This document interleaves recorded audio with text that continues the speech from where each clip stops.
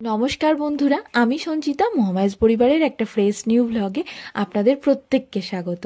আগের দিন দেখলেন ঠাকুরকে খড়িমাটি গঙ্গামাটি দেয়া হলো, আজকে দেয়া হচ্ছে খড়িমাটি। তো আপনারা খড়িমাটিটা দেয়া দেখতে থাকুন। আমি একটা ছোট্ট গল্প আপনাদের সাথে শেয়ার করি। ছোটবেলায় তো আমাদের মন্দিরে ঠাকুর হতো না, ওই ফাঁকা জায়গাতেই ঠাকুর হতো, তো তিরপল টাঙিয়ে আর কি। তখন যখনই ঠাকুর করতে আসতো সারা দিন ওখানে বসে থাকা হতো, মায়েদেরকে ডেকে ডেকে স্নান করানো খাওয়ানো পুরোটা করতে হতো। তো আমরা তখন যখন ওখানে থাকতাম, বড় বড় কাকু যারা থাকতো তারা বলতো, এই মহিষাসুরের গায়ের রংটা দেখেছিস, কেমন মহিষাসুরের চুলগুলো দেখেছিস, মহিষাসুরকে একটুখানি হেও করা হতো।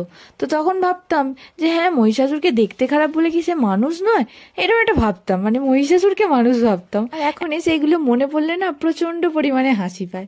যাই হোক গে, আমাদের ঠাকুর খড়িমাটি হয়ে গেল, খুব শীঘ্রই রঙও করা হবে, আমি সেই ভিডিও আপনাদের সাথে শেয়ার করব।